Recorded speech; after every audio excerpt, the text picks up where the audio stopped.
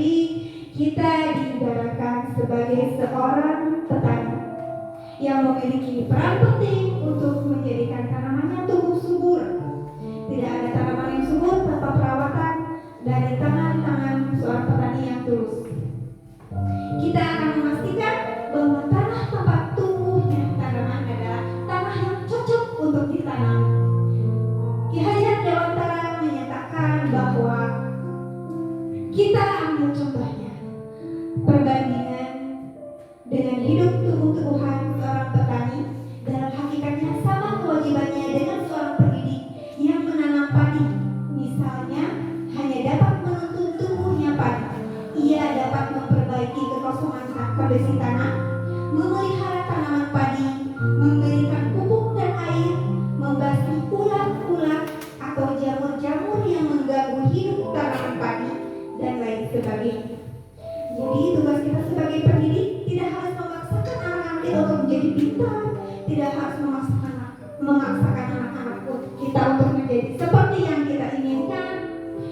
Kita hanya membimbing mereka, membekali mereka.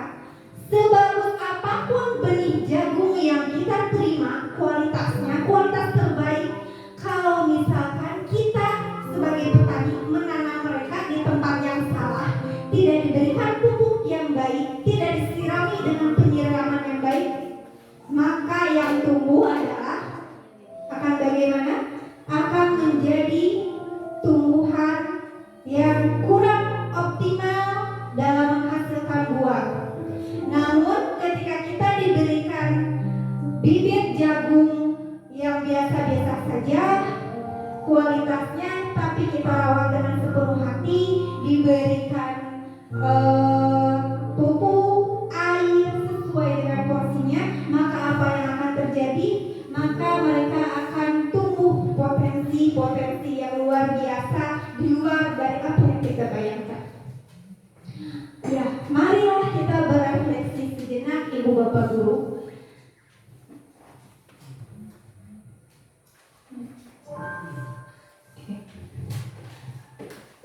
Boleh sambil dibayangkan murid-murid kita yang ada di kelas, boleh Ibu Bapak Guru sambil memejamkan mata, silakan pejamkan matanya. Bayangkan ada berapa murid kita di kelas? Semuanya 50 kah? 40? Ya, boleh. Berapa? 52 ya. Boleh dipejamkan matanya, baik. Bayangkan berapa orang jumlah murid laki-laki kita, berapa orang jumlah murid perempuan kita. Bayangkan mereka karakternya seperti apa. Si anu mah sok ngarewe-wewe, si anu mah heureung wae, si mah ieu bageun, mun dipiwara teh sok gancang atos. Ya, silakan kita bayangkan.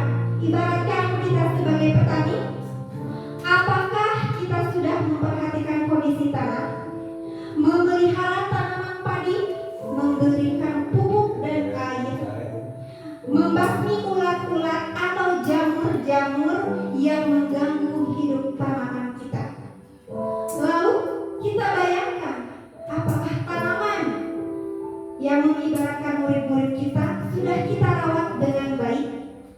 Lingkungan tempat mereka tumbuh sudah membuat mereka tumbuh dengan suburkah? Dan lahan tempat mereka menjalani hari-harinya, apakah sudah membuat mereka nyaman? Kemudian, mari kita bayangkan kondisi kelas kita. Ada berapa murid kita? Berapa jumlah murid laki-lakinya? Ada berapa jumlah murid perempuannya? Apakah ada yang sering mereka lakukan pelanggaran? Apakah ada murid kita yang suka mengejek atau memperolok teman-temannya? Apakah ada murid kita yang senang sekali melihat temannya yang salah? Ketika salah malah disuruh-suruhkan, kata-kata seperti itu ya Bu ya, Pak. Dalam anak-anak tentunya. Sekarang perbuatan apa yang masih sering dilakukan murid-murid kita yang menimbulkan ketidaknyamanan? Ada Bu? Atau misalnya murid lagi mau balalakeun,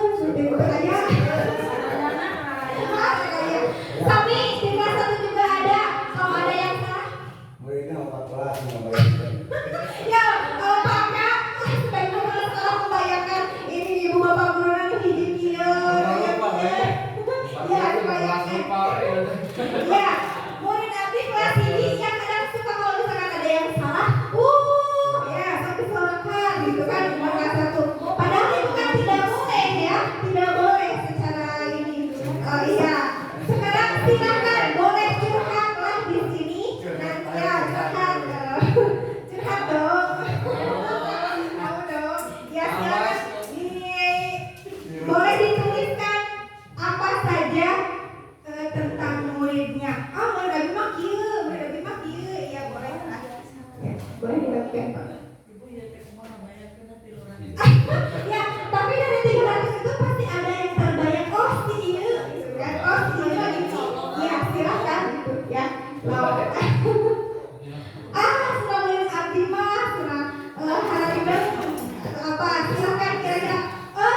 Sudah dikasih tahu itu teh misalkan peraturan kelas atau keyakinan kelas yang sudah dibuat teh seperti ini, tapi tetap saja dilanggar. Misalkan ini nih seperti ini, tidak usah disebutkan namanya lah, nggak usah ya. Yang penting ada aja ya apa bentuk kesalahannya, pelanggaran yang sudah mereka lakukan. Salah satunya apa? Boleh bagikan atau Pak Ayah kamu kira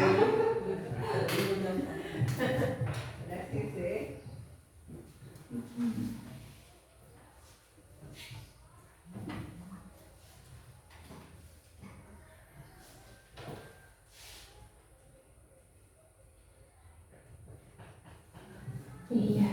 Apa Pak? Bu? Biasa kalau barangkali murid sekarang ibu bapak gurunya ya suruh membayangkan murid-murid tercintanya di kelas seperti apa. Yang sudah boleh ditempel sticky note-nya di sini ya, biar tidak mengantuk ya. Jadi ada gerakan boleh ke sini ya. Kan kita suka memfasilitasi murid-murid kita, ada yang suka audio mendengarkan ya gaya belajarnya, kemudian ada yang suka visual, ada yang audio visual, ada yang juga kinestetik lupa yang muter di kelas ya. Bagaimana cara mengarahkannya? Nah, ayo sekarang ibu bapak gurunya nih saya arahkan supaya untuk menempelkan hasil bayangan murid-muridnya di depan ya.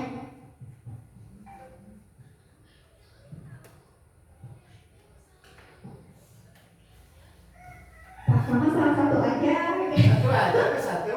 Boleh satu, mau dua, boleh Pak. Muridnya kita saya lebih banyak lagi. Tempelkan sendiri ke dekat. Ya, silakan silakan. Apalagi guru olahraga. Tukang lari ini. Ayo, boleh ditempel di depan. Iya, silakan. Iya, terus nempel. Lempar bola, Bos. Sama Bella. Pagi lama terbalik. Balik. Iya. Saya kumpulkan Bapak. Iya. Nah, nempel. Apa tidak apa-apa kita di nomor juga. Iya. Biar lebih terserah suka-suka ya. Merdeka mau dijungkir balikan juga jumpernya. Rapatan tadi. Nah, rapatan tadi.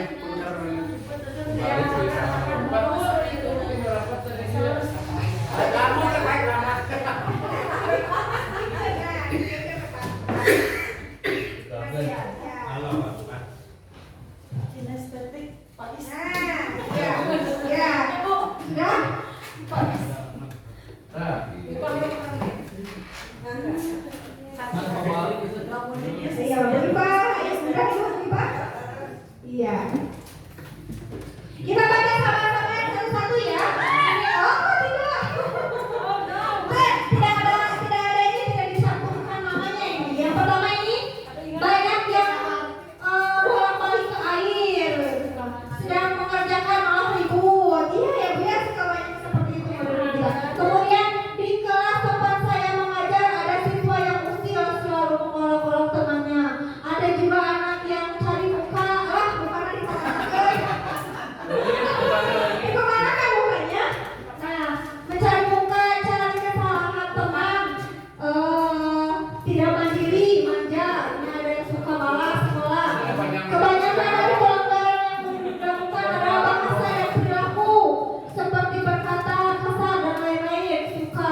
kurang berbudaya, berkata punten, terima kasih, maaf, tidak dilakukan. Terus ini mah muridku aktif sekali, kadang aku kewalahan, tapi aku selalu berusaha mengenal dan memahami mereka. Soalnya coba ya. Iya mak, Abina tidak pacaran dan nggak jukir. Mengganggu teman yang lain. Kalau iya begitu.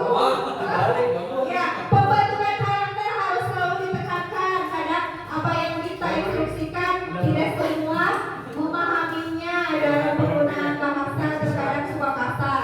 Kalau ini suka keluar kelas banyak, keluar kelas banyak izin ke WC.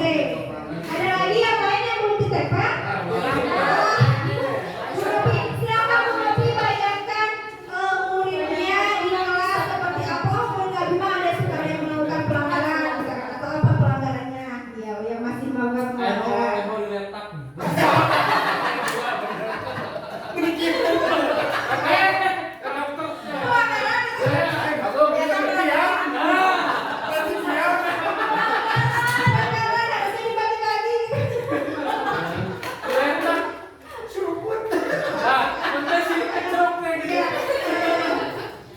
Iya, kita tunggu ya. Masih ada beberapa.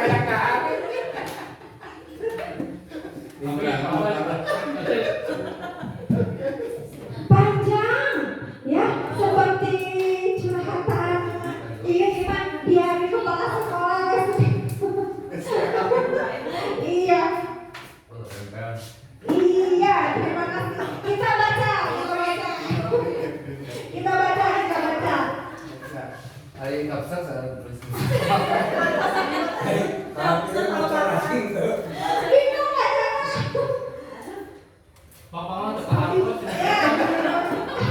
bisa daftar ya.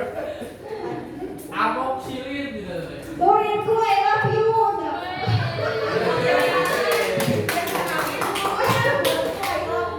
Murid saya khususnya dalam pembelajaran senior semangat aktif. Ada yang ngoceh kumparan nano-nano, internet promosi ya mah. Banyak siswa yang menganggap gurunya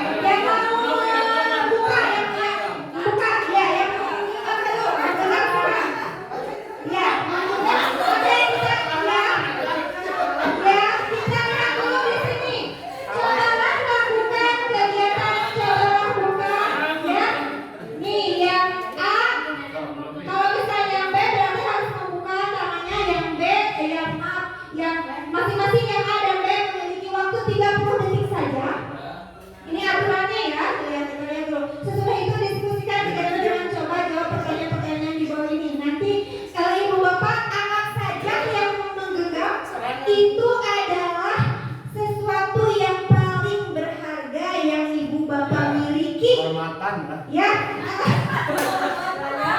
Ya bisa dievaluasikan sebagai dianalogikan sebagai kehormatan boleh banget yang sangat berharga ya. Kemudian yang membuka coba kerahkan semua daya dan usaha. Semua daya dan usaha ibu bapak untuk meraih boleh apa dan segala macamnya ya supaya rekannya membuka ya kita lihat membuka apa yang ada dalam dirinya. Ya sebentar ibu bapak sudah bisa dipahami. Oke kita mulai ya silakan dimulai. Iya dirayu dalam sebuah penipuan yang menggunakan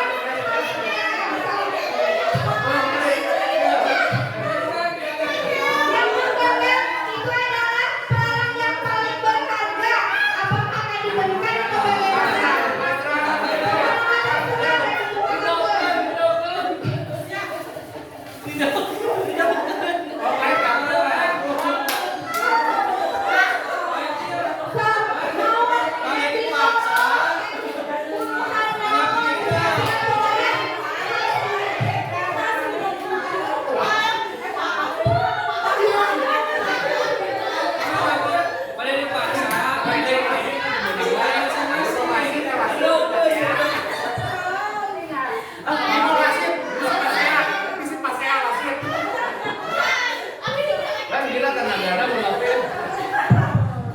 Iya, oke, sudah berakhir 30 detiknya. Ada yang berhasil membuka, berhasil merayu, membujuk.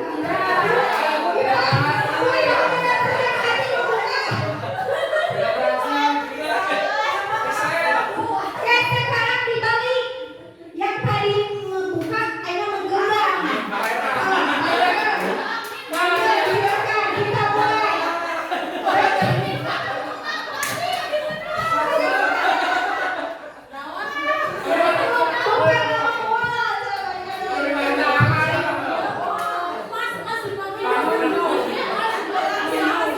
Saya berikan rayuan momennya.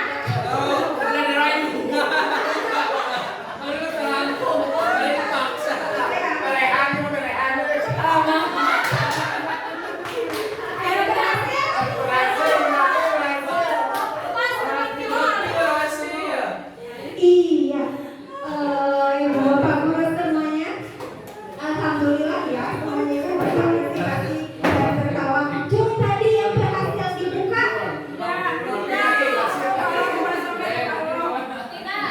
Tidak cuma berhasil mempertahankan. Cuma berhasil dibuka apa? Baik, alasannya apa?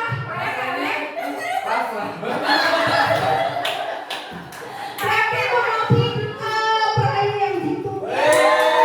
Maksudnya mampu merayu sehingga apa yang diinginkan.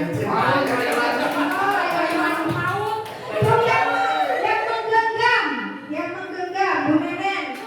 Kenapa tidak memberikan?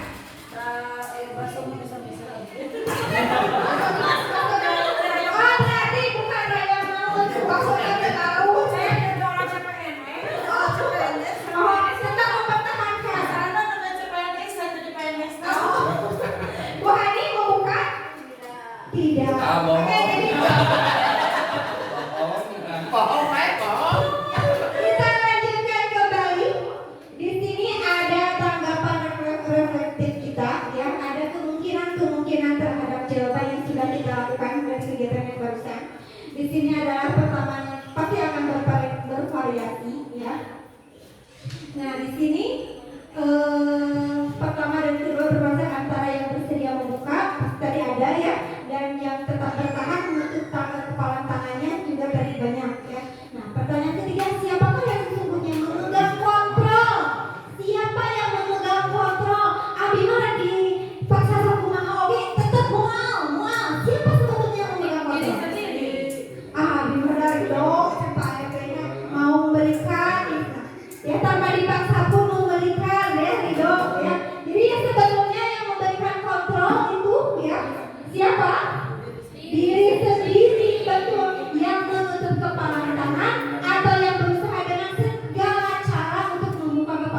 kepalan tangan tadi rekannya ya.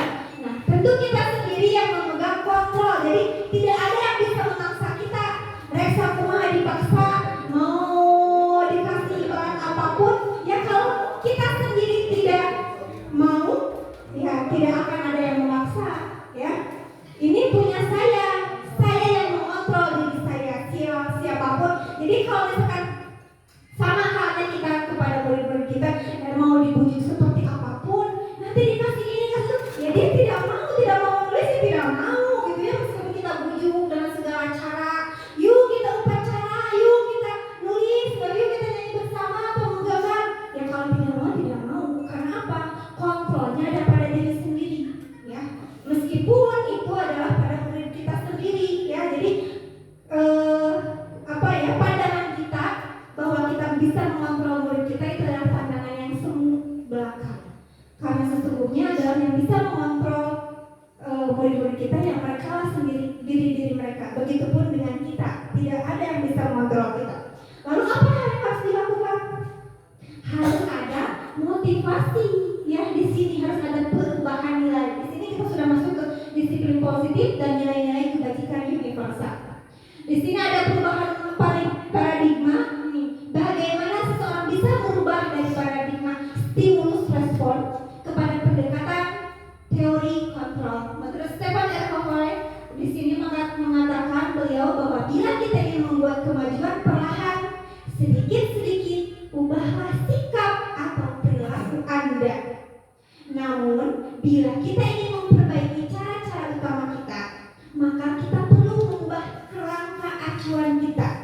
Ubahlah bagaimana Anda melihat dunia, bagaimana Anda berpikir tentang manusia. Ubahlah paradigma Anda, skema pemahaman dan penjelasan aspek-aspek tertentu tentang realitas. Jadi kita harus mengubah pola pikir kita.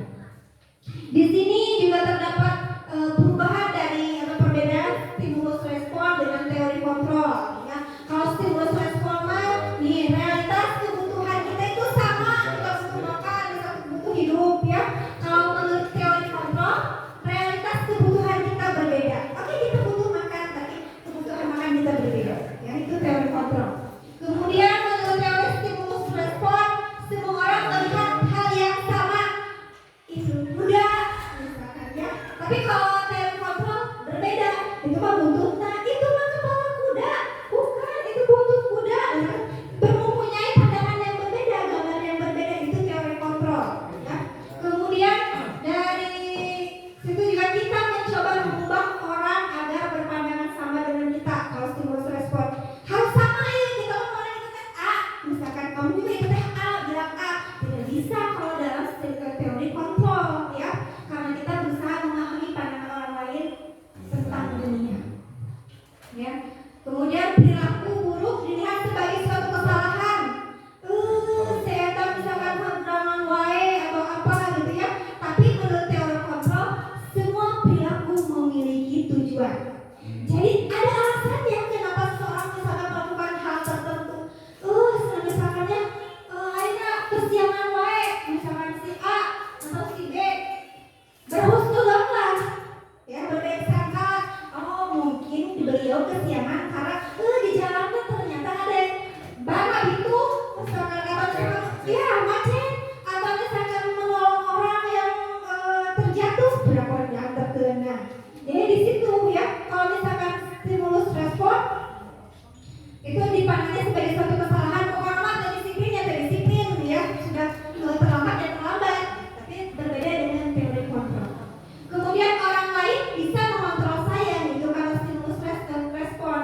Kata teori kontrol, hanya saya yang bisa mengontrol diri saya sendiri. Jadi orang lain tidak bisa mengontrol saya. Ya kalau saya mau A ya A, kalau saya mau B ya B, gitu kan. Itu berarti munculnya pada motivasi intrinsik, muncul pada diri sendiri.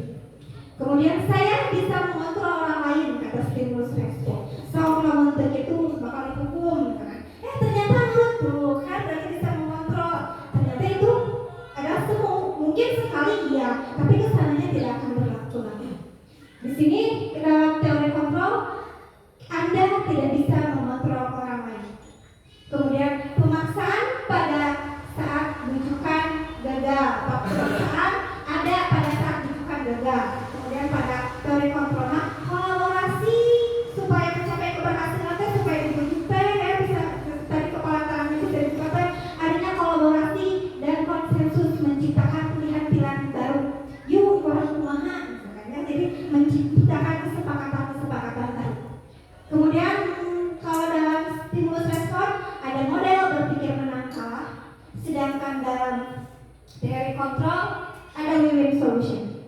Salah. Win-win solution atau berpikir menang-menang ya. Ya. Kemudian kalau tadi ini apa makna disiplin? Si ibu bapak abang ada kata disiplin. Nah dia yang pertama kali tergambar harus disiplin. Dipatuhi apa? Taat, patuh, disiplin naon? Disiplin teh coba apa? Berperilaku baik, apa lagi? Kelakuan yang sesuai dengan aturan. Sesuai aturan, mantap, revisi. Pas. Ya, dan sesuai aturan ya. Dan kalau tidak taat akan bagaimana? Kena sanksi, tidak disiplin, kena hukuman. Ini kita bahas satu-satunya ada kurang tanggung jawab. Betul sekali Pak. Kita lihat di sini ya.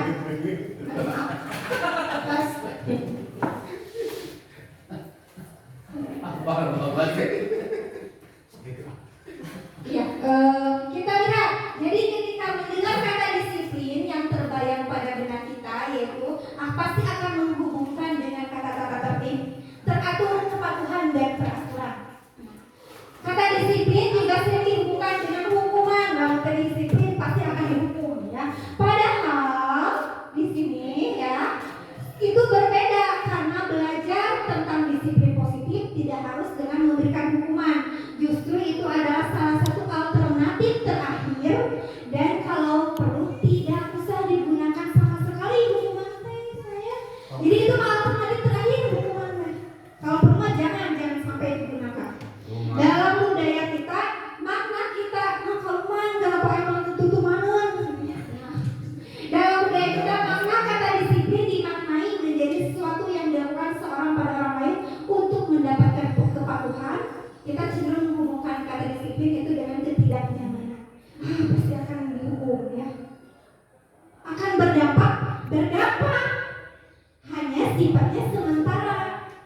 Jadi sering keberangan, sering dihukum, buru-buru. Jadi motivasinya adalah karena takut hukuman, takut dihukum. Berbeda dengan motivasi intrinsik ya sudah ada tanggung jawab. Kita lihat di sini, di mana ada di sini Bapak pendidikan kita Ki Hajar Dewantara mengatakan bahwa di mana ada kemerdekaan, disitulah harus ada disiplin yang kuat. Jadi kalau mau merdeka harus punya disiplin yang kuat. Sungguh pun disiplin itu bersifat self disiplin atau kita sendiri yang mewajibkan kita dengan sekeras-kerasnya, tetapi itu sama saja jika kita tidak cukup melakukan self disiplin, maka wajiblah penguasa mendisiplinkan diri kita. Dan peraturan demikian itulah harus ada di dalam suasana yang merdeka. Jadi kalau misalkan kita ingin menciptakan hidup yang merdeka, harus menciptakan hidup yang disiplin. Ada keterkaitan antara merdeka dengan disiplin. Kalau ingin berarti, saya ingin merdeka, disiplinkan diri kita sekeras-kerasnya, ya, semampu kita. Misalkan, sudah niat nih, jam 4 ingin bangun, ya, misalkan, naonnya ada tahajud dulu atau apa terserah, pokoknya jam 4 atau mau sahur terserah. Jam 4 mau bangun, kalau kita tidak disiplin, ya, bisa tidak? Ya, tidak bisa. Tapi kalau misalnya kita dengan kuat, kita mendisiplinkan diri, misalkan usaha yang kita lakukan apa? Pasang alarm. Alarmnya hiji, dina beker, dina HP, semua HP misalkan ya. Selain dari tekad kita yang kuat, ketika alarm bunyi, kita langsung karena apa? Sudah punya tekad ingin mendisiplinkan diri, ya. Maka ketika kita sudah berhasil bangun jam 4, kita sudah berhasil mendisiplinkan diri, maka kita sudah merdeka. Kenapa sudah merdeka? Karena kita tidak ada yang menjajah, tidak ada yang menyuruh kita untuk bangun jam 4. Kita terjajah, kita bangun jam 4 karena kita punya motivasi, misalkan ingin sholat tahajud. Kita bangun jam 4 karena kita punya motivasi ingin sahur, misalkan ya. Tidak ada yang membangunkan kita. Itu datang dari diri kita sendiri. Begitupun dengan siswa, ya, di paparanting, misalkan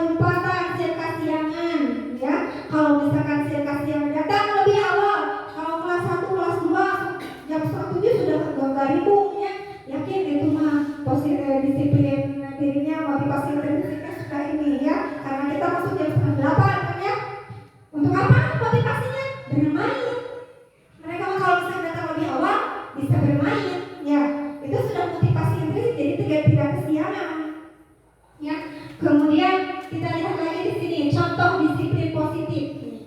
Budi merupakan murid kelas 4 yang rajin dan selalu mengerjakan tugas tepat waktu. Apabila Budi sudah memiliki disiplin positif, maka motivasi Budi rajin dan selalu mengerjakan tugas tepat waktu adalah yang mana kira-kira nih? Kalau sudah memiliki disiplin positif, apakah yang A untuk menghindari hukuman? Dasar dihukum, jadi nggak dapat tugas. Atau B ingin dipuji oleh teman, dipuji sampai di bagian. Ataukah C merasa bertanggung jawab? Ataukah D ingin dipuji oleh guru? Kira-kira yang mana?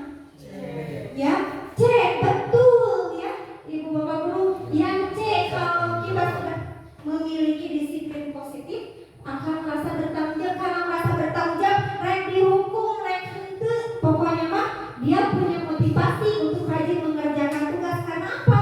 Karena ini tugas saya, ini tanggung jawab saya sebagai pelajar.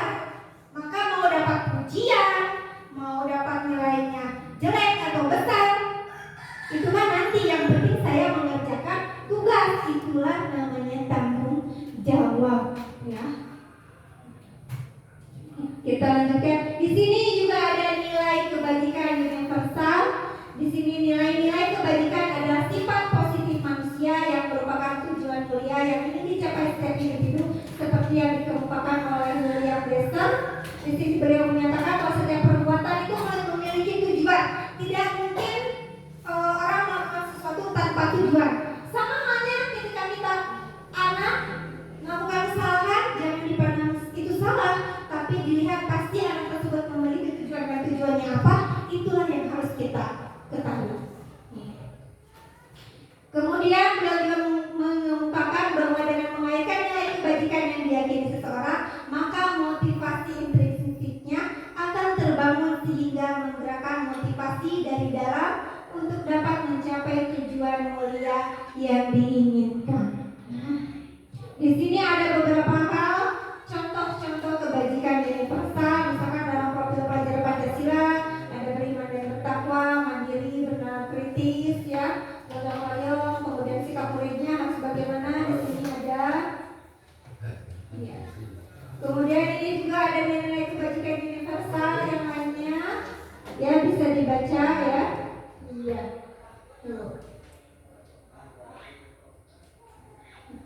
Kemudian kita beralih ke teori motivasi, hukuman, dan penghargaan. Ada 3 motivasi perilaku manusia. Menurut Diane Gosen dalam bukunya Restructuring School Discipline menyatakan bahwa ada 3 motivasi perilaku manusia, diantaranya 1, untuk menghindari ketidaknyamanan atau hukuman, 2, untuk mendapat imbalan atau penghargaan dari orang lain, dan 3, untuk menjadi orang yang mereka inginkan dan menghargai diri sendiri dengan nilai-nilai yang mereka percaya. Ya, jadi kalau misalkan untuk poin 1 dan 2 itu, kalau kita murid atau kita melakukan sesuatu dengan motivasi ini, berarti motivasinya belum intrinsik, ya. Sementara untuk motivasi yang ketiga, ya, untuk menghargai diri sendiri, saya datang tepat waktu, ya, untuk menghargai diri saya sendiri. Apa? Ya, karena saya bertanggung jawab, maka saya harus datang tepat waktu, bukan untuk mendapatkan pujian dari kepala sekolah, misalkan mendapatkan pujian dari rekan, ya, tapi untuk menghargai diri saya sendiri, menghargai waktu yang sudah diberikan pada saya dengan nilai-nilai yang dipercaya. Oh, saya yakin kalau saya datang tepat waktu, saya bisa mengikuti pembelajaran juga dengan tepat waktu. Murid-murid saya akan senang kalau saya datang tepat waktu, dan mereka juga akan mengikuti saya kalau datang tepat waktu, mengikuti disiplin. Itulah disiplin positif, ya. Jadi motivasinya ada pada diri sendiri, ya, pada teori kontrol yang sudah tadi kita bahas. Selanjutnya ada teori motivasi hukuman, masih, ya. Ada hukuman, penghargaan, yaitu hukuman, konsekuensi, dan restitusi. Di sini apa perbedaannya antara hukuman, konsekuensi, dan restitusi? Kalau anak melakukan kesalahan, siapapun itu pasti kena hukuman. Hukuman itu sifatnya adalah spontanitas,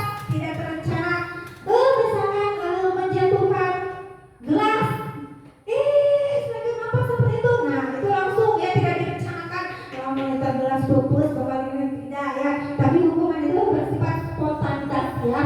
Kemudian kalau misalkan bedanya dengan konsekuensi, konsekuensi itu ada kesepakatan. Ada kesepakatan bersama dengan siswa. Kalau kamu datang terlambat, nanti kamu diam di luar, tidak boleh masuk kelas. Nah, itu ada konsekuensi, ada aturan. Oh iya, berarti kalau terlambat tidak boleh masuk kelas. Nah, ketika beliau anak tersebut terlambat, misalkan ya, dia diam di luar, itu adalah konsekuensi. Ya, jadi sudah ada kesepakatan bersama sebelumnya. Jadi tidak dilakukan sepihak. Ada kesepakatan. Dan yang sekarang hukuman dan konsekuensi itu sudah tidak berlaku lagi. Yang sedang berlaku adalah sekarang ini restitusi. Ya, apa itu restitusi? Bapak Ibu ada yang sudah mengetahui? Restitusi itu apa ya? Belum familiar ya? Restitusi ya, proses menciptakan kondisi bagi murid untuk memperbaiki kesalahan mereka sehingga bisa kembali pada kelompok mereka dengan karakter yang lebih kuat. Jadi kalau tadi hukuman sifatnya spontanitas, kemudian konsekuensi, ada hukuman tapi ada kesepakatan terlebih dahulu. Kalau restitusi ini adalah di sini mencari solusi. Oh, anak melakukan kesalahan, melanggar kesepakatan kelas, ya, keyakinan kelas yang sudah dibuat. Harus bagaimanakah nih supaya anak tidak mengulangi hal yang sama? Nah, dalam segitiga restitusi ini tidak dihukum, anak tidak diberikan hukuman, tapi anak diberikan dibimbing untuk mencari solusi, ya, dari masalah yang mereka lakukan. Nih, di sini ada perbedaan ya, tadi sudah dijelaskan ada perbedaan antara hukuman, konsekuensi dan restitusi. Kalau hukuman mah sesuatu yang menyakitkan, yang harus terjadi. Kalau konsekuensi sesuatu yang harus terjadi. Kalau restitusi pilihan, merupakan pilihan.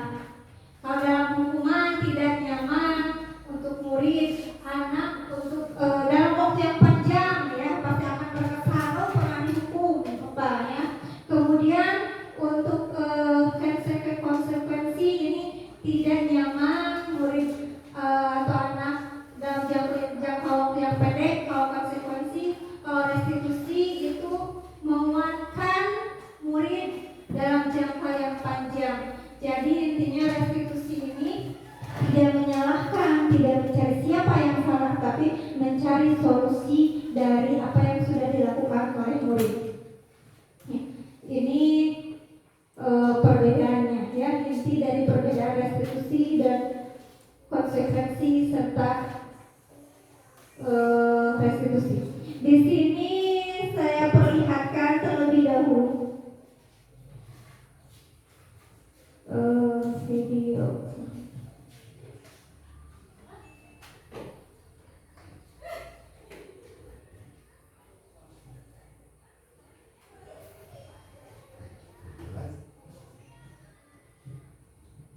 Kita lanjutkan dulu. Di sini ada dihukum oleh penghargaan. Apa maksud dari dihukum oleh penghargaan? Allah dihukum tapi dihargai. Katanya dihargai tapi dihukum. Kita bahas ya. Saat kita berulang kali menjanjikan hadiah kepada anak-anak agar berperilaku bertanggung jawab, atau kepada seorang murid agar mempelajari sesuatu yang baru, atau kepada seorang karyawan atau rekan atau siapapun itu agar melakukan pekerjaan yang berkualitas, sedang kita berasumsi bahwa tidak dapat melakukannya atau mereka tidak akan memilih untuk melakukannya. Jadi maksud dari dihukum oleh penghargaan ini kan, nanti ya kalau misalkan kalian dapat nilai 100, ibu kasih bonus permen misalkan. Kalau misalkan kalian dapat nilainya bagus, ibu dipasihkan uang, atau misalkan dikasih tanda bintang atau dikasih tanda jempol. Ternyata itu yang namanya dihukum oleh penghargaan. Tidak boleh. Kenapa? Untuk dalam jangka waktu yang pendek mungkin itu bisa berhasil, dampaknya ada, mereka termotivasi. Tapi setelah lama-lama mereka akan menagih, tidak ada sertifikasi bintang, tidak dikasih permen, ya. Itu seperti itu. Jadi ya, yang kita tumbuhkan adalah motivasi intrinsik, ya. Mungkin untuk sementara jangka waktu pendek itu bisa berhasil, tapi untuk jangka waktu yang panjang, ya, motivasi intrinsik kepada murid itu tidak berlaku. Yang harus ditanamkan apa? Tadi rasa bertanggung jawab ketika anak melakukan suatu hal, harus punya tujuan. Kalau saya misalkan belajar yang rajin, berarti saya akan bisa menambah pengetahuan yang baru. Ngobrol juga bisa lancar, misalkan ya, karena banyak tahu. Nah, itu yang harus dimunculkan pada diri siswa. Jadi kalau misalkan mengikuti misalkan nanti dijatah nih. Nah, kalau misalkan kita mengikuti upacara, misalkan nanti dikasih, ya, kan misalkan gitu. Nah, dengan motivasi penghargaan ini akan melahirkan individu-individu yang tidak tidak ikhlas amalnya. Sedangkan yang kita tekankan di sini itu harus kerja amal, bukan kerja. Ya, kalau kemarin kita bahas, ya, pernah dibahas, bukan kerja tapi kerja amal. Jadi sesuatu itu harus berujung, motivasinya bukan hanya sekedar ingin mendapatkan penghargaan. Motivasinya bukan ingin sekedar mendapatkan sesuatu yang lebih dari orang lain, ya, tapi harus betul-betul motivasi intrinsik dari dalam diri. Nih, di sini ada keyakinan kelas. Untuk menciptakan kenyamanan dalam kelas, kita harus menciptakan keyakinan kelas, bukan peraturan kelas. Nah, tidak peraturan kelas, biasanya kita selalu dengar peraturan kelas, ya. Di sini keyakinan, kenapa keyakinan kelas? Tapi ada yang bilang, Bu, dan keyakinan itu mah sesuatu yang sifatnya agama, misalkan keyakinan pada Tuhan, keyakinan pada Tuhan yang Maha Esa, itu keyakinan. Nah, kelas harus keyakinan, gitu, ya. Di sini maksud keyakinan kelas adalah misalkan seperti ini. Mengapa kita memiliki peraturan tentang penggunaan helm pada saat mengendarai kendaraan bermotor? Jawabannya dia untuk keselamatan, biar tidak, kalau jatuh, misalkan kemungkinan terburuk jatuh, kita akan selamat, minimal tidak terluka, gitu, ya, tidak terjadi terluka. Kemudian mengapa kita memiliki peraturan tentang penggunaan masker dan mencuci tangan setiap saat? Nah, kemungkinan jawabannya adalah ya untuk kesehatan, atau untuk keselamatan. Nah, nilai keselamatan atau kesehatan inilah yang kita sebut sebagai suatu keyakinan, yaitu nilai-nilai kebajikan universal yang disepakati secara tersirat dan tersurat, yang lepas dari latar belakang suku, negara, bahasa maupun agama. Jadi kenapa saya harus datang tepat waktu? Ya seperti tadi, ya karena kalau saya datang tepat waktu atau datang lebih awal, di jalan tidak akan tergesa-gesa, misalkan, ya. Kemudian akan berarti kan keselamatan di situ keyakinannya, ya, orang akan lebih selamat. Ketika di kelas misalkan akan lebih enak, misalkan tidak tertinggal pelajaran. Nah, berarti ada keyakinan yang diyakini, ya, nilai-nilai yang diyakini. Kenapa misalkan dia murid di dalam kelas harus mengikuti pembelajaran dengan baik atau dengan tertib? Kalau saya mengikuti pembelajaran dengan baik dan tertib, nanti akan mudah mengerti pembelajaran yang disampaikan oleh ibu guru. Nah, itu adalah keyakinan kelas. Saya akan percaya, yakin, lamun tertib mah, mengerjakan tugas, misalkan nanti akan bisa mengerjakan tugas dengan baik, ya, karena tertib dan memperhatikan, seperti itu. Jadi kenapa tidak peraturan kelas? Yang ada adalah keyakinan kelas. Jadi hal-hal atau nilai-nilai kebajikan yang diyakini. Di sini juga ada pembentukan keyakinan sekolah atau keyakinan kelas. Keyakinan kelas bersifat abstrak daripada peraturan, ya, yang lebih rinci dan konkret. Kalau peraturan mah tidak boleh buang sampah sembarangan, tidak boleh buang sampah yang tidak boleh. Tapi kalau keyakinan kelas mah berbeda, lebih abstrak. Jadi kita sendiri yang harus menjabarkannya kepada siswa. Keyakinan kelas berupa pernyataan universal. Pernyataan keyakinan kelas senantiasa dibuat dalam bentuk yang positif. Kalau peraturan tidak boleh buang sampah sembarangan, tidak boleh ngobrol di kelas, tidak boleh nyontek, semuanya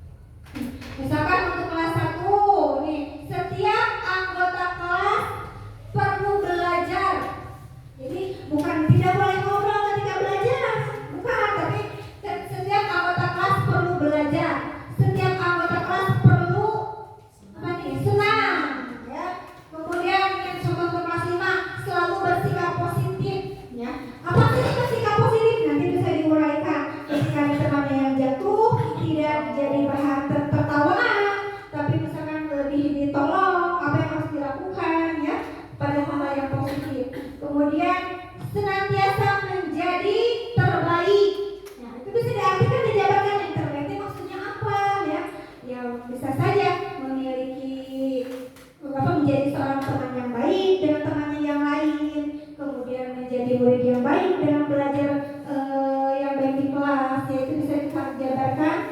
Ini adalah contoh-contoh dari keyakinan kelas. Selanjutnya kita pada kebutuhan dasar.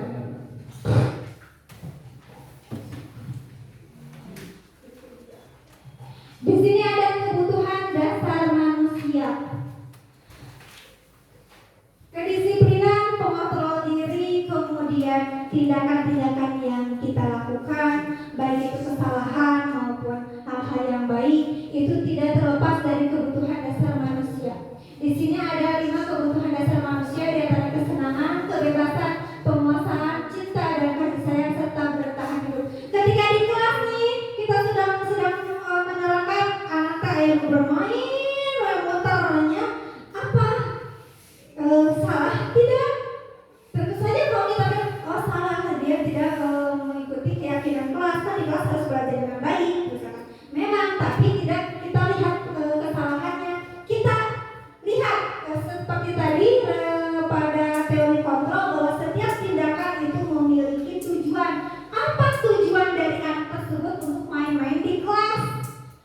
Oh, ternyata kebutuhan dasarnya yang tidak terpenuhi. Yang mana nih kebutuhan dasarnya? Kasih sayang bisa, kesenangan. Udah anak-anak senangnya bermain. Sila Abi masih ini udah nyenak kata mainan. Nyenak mainan ke kelas. Oh, berarti dia ingin main. Maksudnya dia ingin belajar yang menyenangkan dengan permainan ya. Jadi jangan dipandang, oh itu berarti melanggar aturan, salah ya. Bukan, tapi lihat ada kebutuhannya yang tidak penuhi. Apa? Iya, ini kebutuhan yang 5 dasar ini apa nih kira-kira yang belum terpenuhi? Kemudian misalkan contoh ini penguasaan, mau disuruh siapa yang mau memimpin doa? Abi. Yang mau memimpin doa? Abi. Siapa yang mau mengerjakan ke depan? Aku. Nah, seperti itu ya. Nah, itu adalah kebutuhan akan penguasaan ya. Kemudian misalkan, Bu, jangan yang itu Bu. Misalkan jangan itu pelajarannya ini aja Bu, yang ini aja. Itu kan udah. Misalkan suka ada ya anak yang seperti itu. Nah, kita lihat nih itu budak tes ya, kalau kata pemerintah bakal penuh misalnya. Nah, kita lihat kopi gitu kan, suka ada anak yang seperti itu. Kita lihat ini teh betulnya kebutuhan dasarnya apa nih yang tidak terpenuhi. Oh, ternyata penguasaan ya. Ketika kita misalkan menuruti keinginannya, oh ya sudah sekarang belajar ini saja. Nah, dia berhasil menguasai kita. Jadi dia butuh kebutuhan itu akan penguasaan ya. Begitu juga dengan kebebasan, cinta dan kasih sayang sama kayak Allah tadi ini kan manja artinya. Allah misalkan udah besar, misalkan yang di asongan apa. Nah, kita lihat kebutuhan dasarnya apa yang tidak terpenuhi. Ternyata ini misalkan cinta dan kasih sayang ya. Iya, jadi berkebutuhan cinta dan kasih sayang. Ya, kita lanjutkan. Di sini ada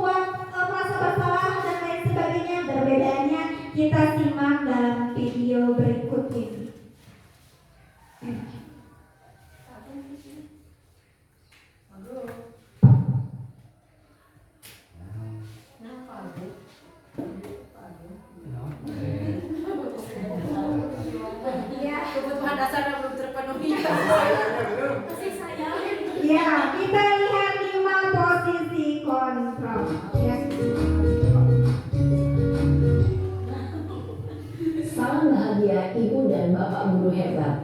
Dalam penerapan disiplin positif restitusi, salah satu program yang dikembangkan adalah 5 posisi kontrol. 5 posisi kontrol dalam restitusi adalah proses perjalanan seorang pendidik agar dapat mengenali dirinya. Pada video kali ini, kita akan membahas tentang 5 posisi kontrol yang Direfleksi ya, kira-kira saya masuk yang mana nih? Papi Ami mah kantor sedaya nasi. Kita dan yang terbaik yang mana nih yang harus dilakukan ya? adalah 1. Posisi penghukum, 2. Posisi pembuat merasa bersalah, 3. Posisi teman, 4. Posisi pemantau atau monitor, dan 5. Posisi manajer. Untuk lebih memahami kelima posisi tersebut, mari kita saksikan kasus Naren yang terlambat hadir 20 menit di sekolah dan melihat bagaimana kelima posisi kontrol dalam menghadapi masalah tersebut.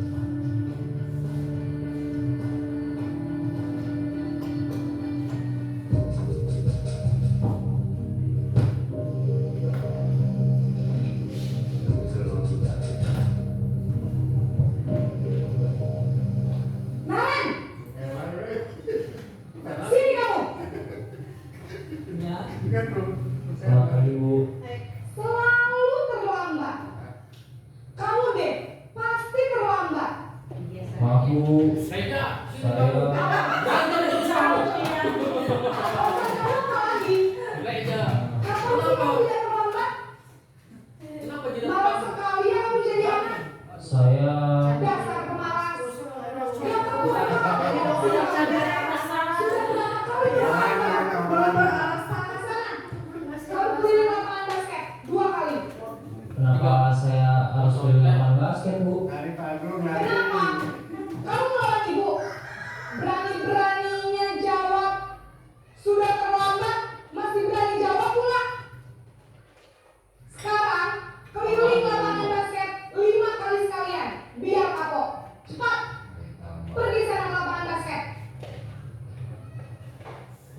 Posisi penghukum biasanya berbicara dengan nada tinggi, menghardik, menunjuk-nunjuk, menyakiti, dan menyindir. Hukuman bisa berupa fisik maupun psikis. Ibu dan Bapak Guru hebat, dampak yang terjadi pada murid ketika guru berada pada posisi penghukum adalah murid cenderung akan memberontak, bahkan menyimpan dendam.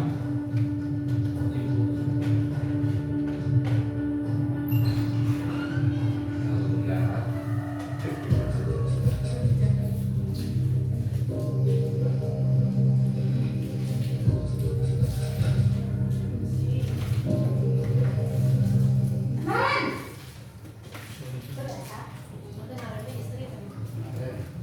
Selamat pagi Bu. Naren. Kamu kenapa terlambat lagi, nak? Ya Tuhan, Naren. Kamu senang ya bikin ibu susah ya? Kalau kamu terlambat lagi, nanti ibu yang ditegur bapak kepala sekolah, nak. Disangka ibu tidak bisa membina kamu.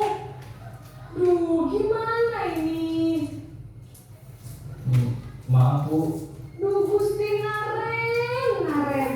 Kamu suka ya kalau ibu tegur bapak kepala sekolah? sangat suka Bu. Terus, sekarang ibu harus tulis apa ini buku absen? Ini kan sudah sering terlambat loh. Ibu harus apa coba? Maaf Bu. Maaf sekali. Ya sudah, lain kali jangan bikin ibu susah lagi ya nak ya. Ibu tidak akan kuat lagi kalau kamu begini terus. Bisa jantungan kalau ibu tegur bapak kepala sekolah. Ulah kuat Bu. Sana cepat, kelas. Maaf ya Bu. Maaf sekali. Posisi pembuat rasa bersalah berbicara dengan nada tenang, cenderung lembut. Namun kata-kata yang diutarakan membuat murid merasa menjadi orang yang gagal, memandang buruk dirinya sendiri, merasa tidak berharga, dan tidak sanggup membahagiakan orang lain. Ketika guru mengambil posisi pembuat rasa bersalah, murid akan menganggap dirinya yang bersalah dan ia akan menyimpan menyimpan emosi negatif tersebut di dalam dirinya.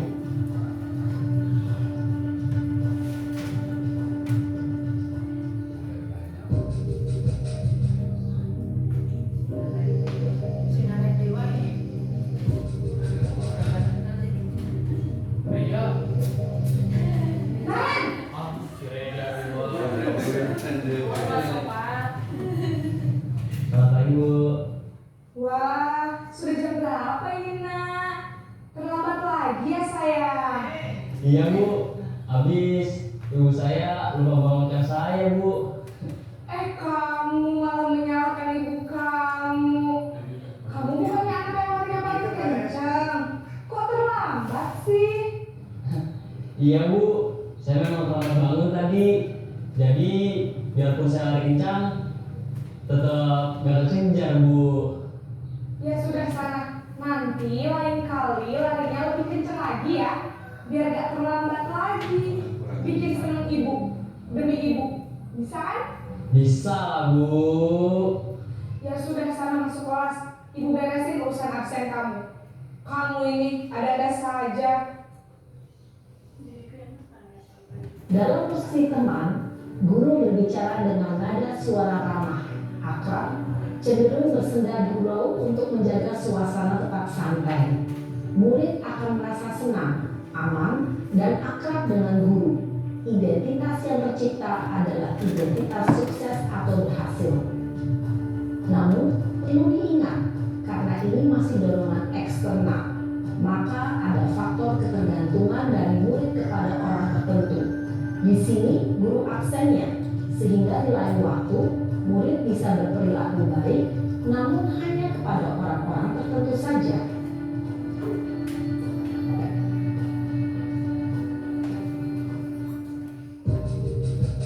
Ren. Reja.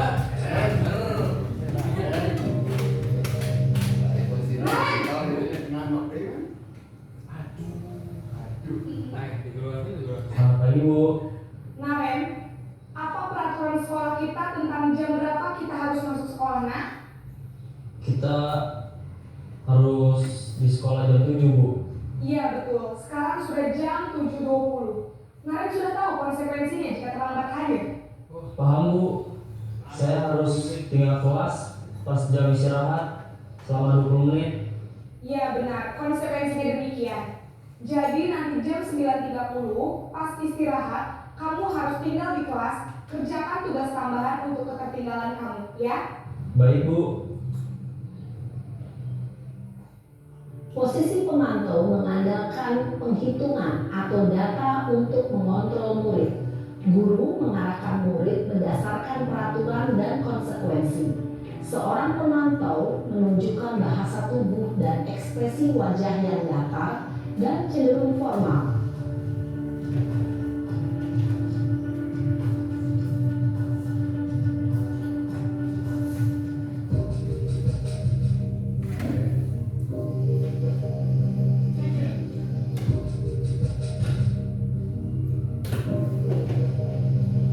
Naren!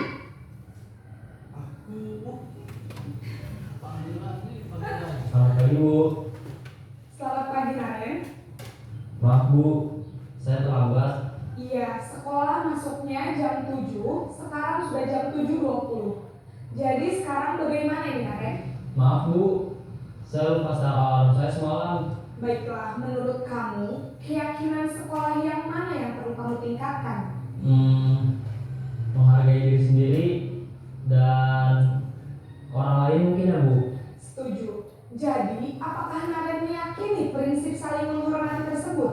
Iya Bu, saya meyakininya. Apakah Naren bersedia memperbaiki masalah keterlambatan ini? Bersedia Bu. Bagaimana kamu akan memperbaiki masalah keterlambatan ini? Saya akan coba untuk tidak lupa menyetel alarm saya Bu. Baik, kalau Naren lupa menyetel alarm di rumah, ada orang yang kira-kira bisa bantu mengingatkan tidak? Ada Bu, kakak saya, Kak Ada lagi selain Kak Emma? selain Kak Emma, ada ibu saya. Baik, jadi yang mengingatkan Naren adalah Kak Emma dan ibu kamu ya? Kira-kira akan mulai setel alarm kapan nih, Naren? Setelah pulang sekolah, akan segera saya lakukan. Baik, jadi Naren akan setel alarm untuk bangun besok pagi dan akan diingatkan oleh kakak dan ibunda Naren ya. Ada lagi yang mungkin perlu dilakukan Naren agar tidak terlambat bangun lagi. Tidak ada, Bu. Baik Naren, terima kasih untuk kerjasama kamu. Sekarang kamu perlu kembali ke kelas untuk belajar. Baik, Bu. Terima kasih. Posisi manajer adalah posisi kontrol yang disarankan untuk membimbing murid memiliki sikap disiplin yang positif, yaitu murid yang mandiri, bertanggung jawab, dan dapat memecahkan masalah. Tujuan dari posisi ini adalah agar murid dapat berefleksi atas tindakannya. Guru akan dengan tulus memberikan pertanyaan-pertanyaan bermakna, sehingga membuat murid dapat belajar dari kesalahannya dan mencari sebuah solusi untuk menyelesaikannya.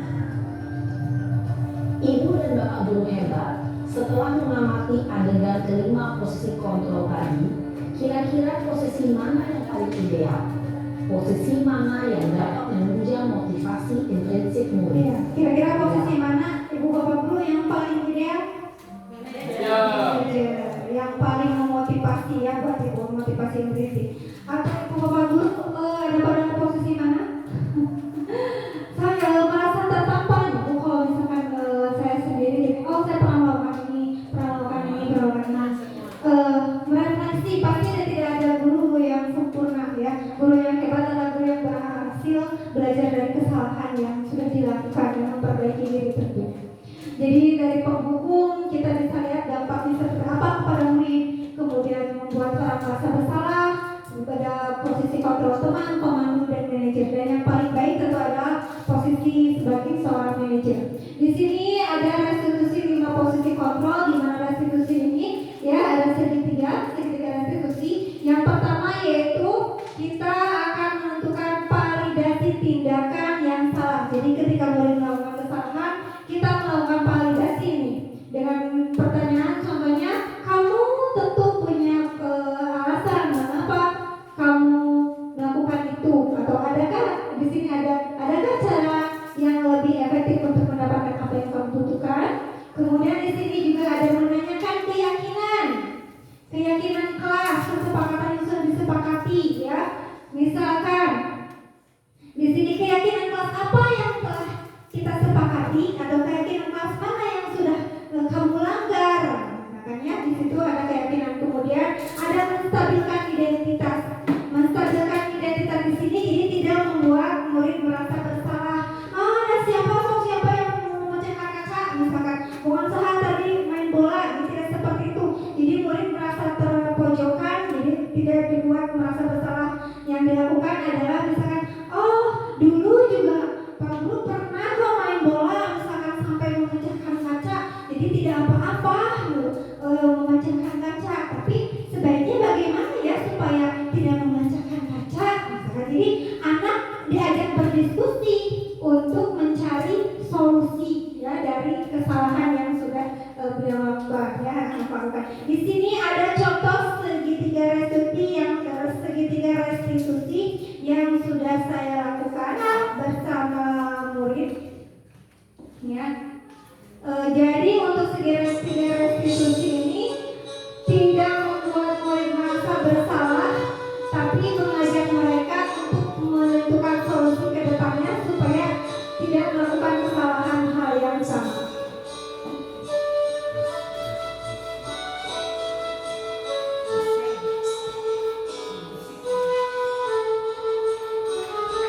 Ada menstabilkan identitas, validasi tindakan, dan menanyakan keyakinan kelas ya. Tahapan-tahapan dari institusi ini. Di sini saya membuat naskah atau skenario tentang pelanggaran keyakinan kelas yang dilakukan oleh murid kelas 1. Dialognya ini mungkin kurang jelas, nanti akan lebih jelas lagi dalam skenario-nya dalam bentuk penjelasan.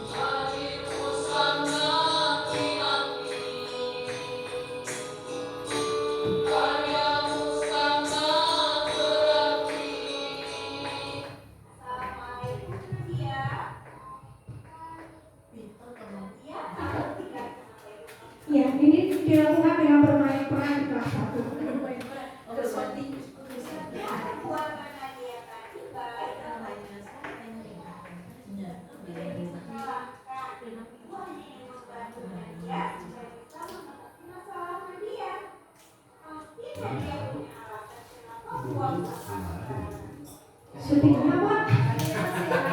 Film Bunda, Pak. Syutingnya? Syutingnya di lokasi Oh, Pak. di kantor. Kali gelap itu Nina. Fokus.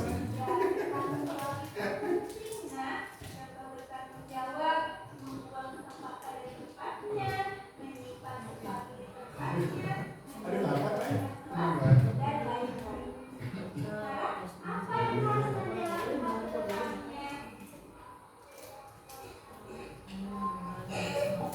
Teori kontrol.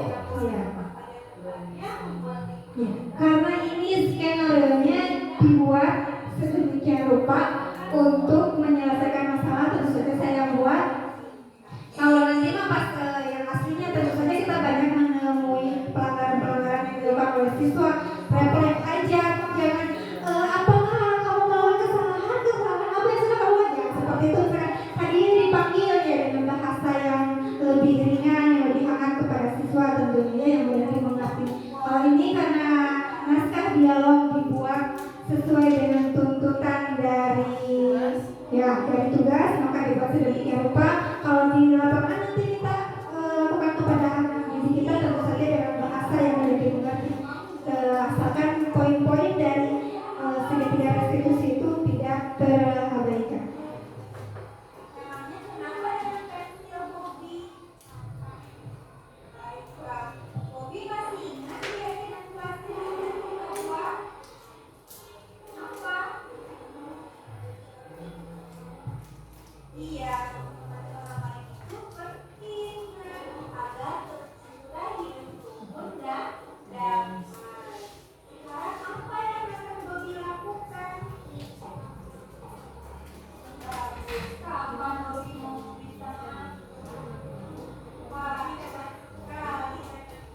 Menit lagi. Kira-kira termasuk fungsi kontrol yang mana?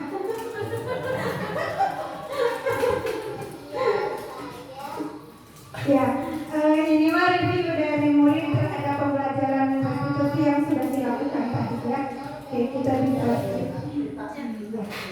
Iya. Kelas 1 Pak dilakukan sama kelas 1. Restitusi. Bukan prostitusi Bapak. Iya, inilah dia review diseminasi budaya positif dengan berakhirnya segitiga restitusi. Berakhir pula diseminasi yang sudah saya lakukan pada hari ini. Reviewnya yaitu kita sudah melakukan pembelajaran tentang disiplin positif dan nilai kebaikan universal, teori motivasi, hukuman, penghargaan dan restitusi, keyakinan kelas, kebutuhan dasar manusia, 5 posisi kontrol serta segitiga restitusi. Dengan berakhirnya materi ini, maka saya ucapkan terima kasih kepada ibu bapak guru hebat yang sudah